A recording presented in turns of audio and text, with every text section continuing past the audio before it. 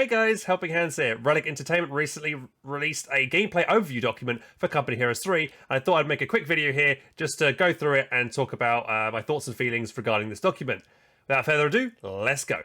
Let's get into it. So, gameplay overview. Company Heroes is back and delivers the core gameplay that players have come to expect and love. Looking to its roots, Company of Heroes 3 focuses on the gameplay that made it the #1 rated RTS of all time, while also bringing forward the best elements of Company Heroes 2. Familiar mechanics such as directional cover, destructible environments, and true sight are back and better than ever.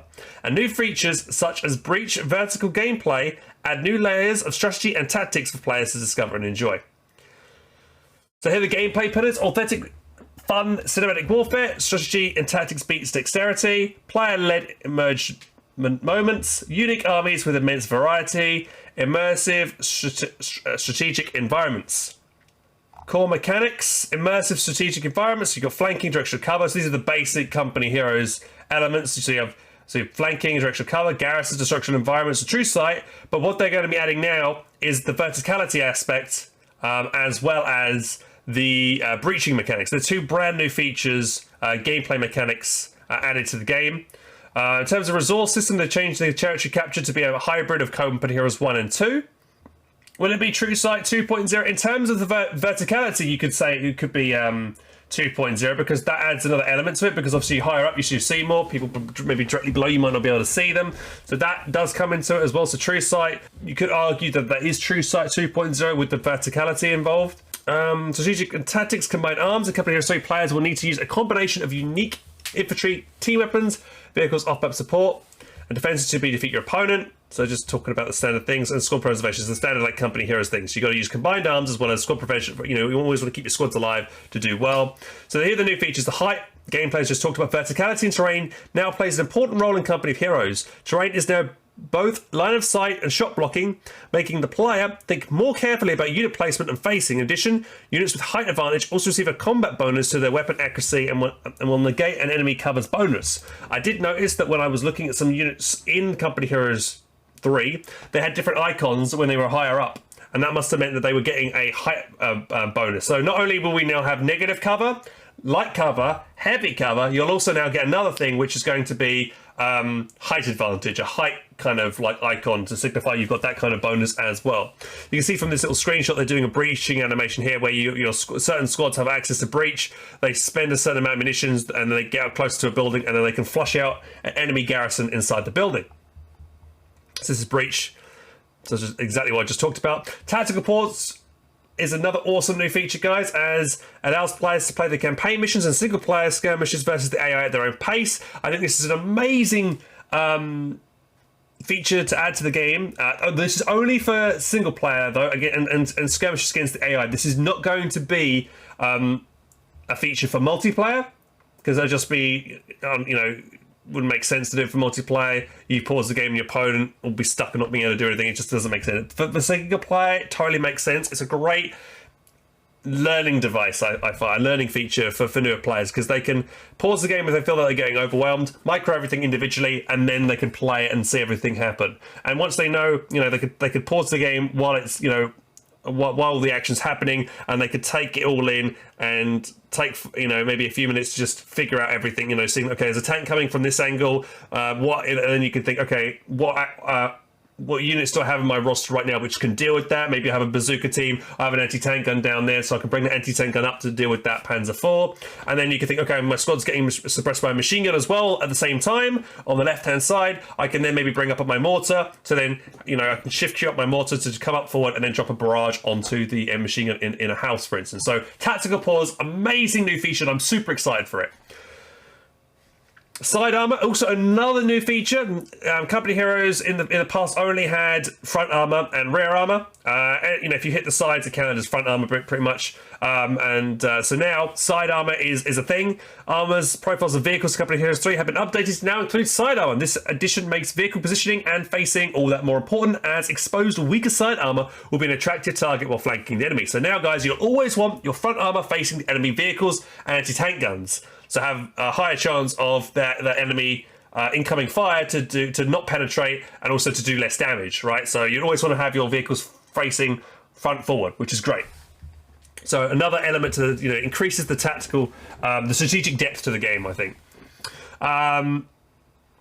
Destruction in Company Heroes 3 is getting a major facelift. In addition, significantly improved visual fidelity. Destroyed buildings will now also have up to 3 different states, which I think is really cool. I didn't know about. Shot blocking, shot and sight blocking. Similar, so we all know that in Company Heroes 1 and 2, the buildings that are destroyed or buildings that are, in place will always act as maybe a shot blocker and a sight blocker, so you can't see past the building, and you can't your tank rounds can't pass through the building, right?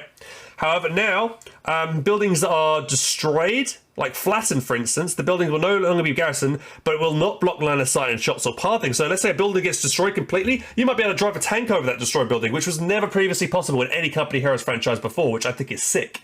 Imagine being able to do that. That could open up a whole new level of tactical depth to the game, and you could potentially destroy a building and then go through that building, where the building previously was, to get behind your opponent and execute an amazing flank, for instance, which I think is sick. It says cover the building will no longer be garrisoned, but units can pass through the destroyed buildings and use the ruined state of it as cover as well, which I think is really cool. So you'll have so what it seems like from reading this, you'll have some buildings that will be they'll give you some cover for infantry. The infantry can go forward, flattened ones that everything can go forward, and some buildings that will be a permanent. Maybe like a huge building, maybe like a church, that probably won't be able to get any units to go through that, but some buildings you would be. So I think that's really cool. Another thing, Recon System. Reconnaissance will play a much larger role in Company Heroes 3 with specialized utility and recon units in every army. To help support this type of gameplay, a new Recon System has been designed to identify and track different units and type of fog of war. So, in Company Heroes 2, we've seen some units with some abilities like that before. We've had like tracking, let's say for instance, let's give me a thing like Cube Wagon. Company Heroes 2 Cube Wagon has vehicle detection of Veterancy 1, and that, through the fog of war you can spot vehicles, okay?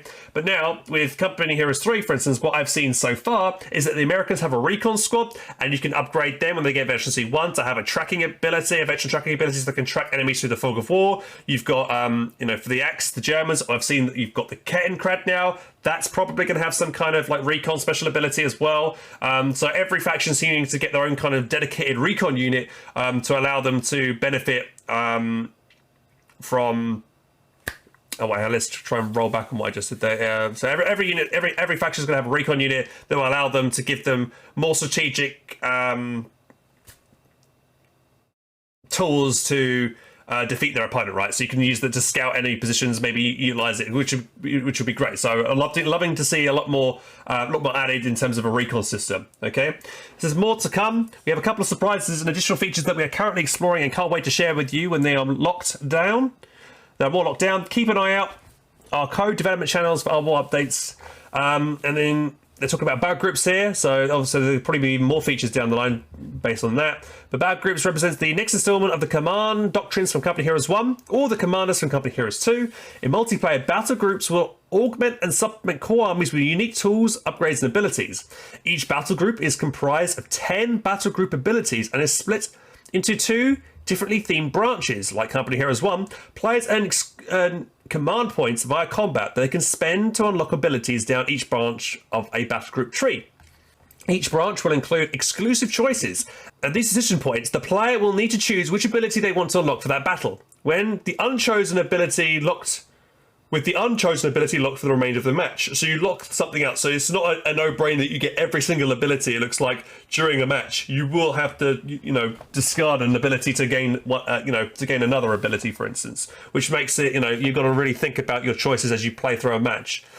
Below is a work in progress example of the US Force Airborne Battle Group and their linear flow of the abilities of each tree. So you can choose to get, for instance, a power drop or medical supplies, so you get that or that. Then you can when you get 2 more command points, you can choose anti-tank gun, or you decide to get some munitions. And then later on, it looks like, automatic, if you've got 4 CPs, this is a permanent thing. You don't choose this or something else. But instead of going, when you get your first command point, you could go straight into Recon Loiter rather than the power drop, or you go for a smoke bombing run. It looks like these are 0 CPs, so you could probably get these right from the get-go potentially, which is interesting.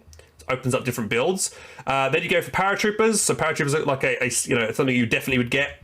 as it doesn't, you haven't got to choose one or the other. Airdrop reinforcements, so that's maybe a random assortment of paratroopers and some other things, or you could go for maybe a carpet bombing run. So this is cool. I like this. This is adds depth, flexibility with commander choices, and you never know what your opponent might be able to bring to the table. So you know they've gone airborne, but you don't know what path of the tech tree they've gone down. So that's going to keep especially the high level games, it's going to keep people guessing. They'll at the moment when you play Company Heroes 2, for instance, as soon as you see, for instance, Panzer Fusiliers, you instantly know it's either Grand Offensive or Breakthrough Doctrine, right? Because it's the Jagdtiger or you're either going to be facing up a Jagdtiger or the Tiger. And if your opponent has only chosen one commander with Panzer Fusiliers, you can only be that one commander, right? Out of 3, so you know exactly what your opponent can bring to the table later on during the match. With this, you don't know. Either they picked airborne, but you don't know if they're going to be bringing out paratroopers early, or they might be bringing out a machine gun instead. So you will not know, and that will make it harder for people to try and deal with people's commander choices, which is good. I like, because that adds an element of unpredictability when it comes to playing a game, and it'll make each match feel fresh and different. Yeah, so right now you've got access to what we've seen as 3 armies. So here are the 3 armies. You've got US forces, Commonwealth forces, and Wehrmacht. I won't read all these out because I've done 3 faction overviews so far. If you guys want to go watch them, they're on YouTube. But yeah, these are the 3 that have been confirmed so far. And you've got people giving some feedback and stuff down below. But yeah, that is this document from 5 hours ago that John T posted that is available to anyone to read through. But yeah, it looks good.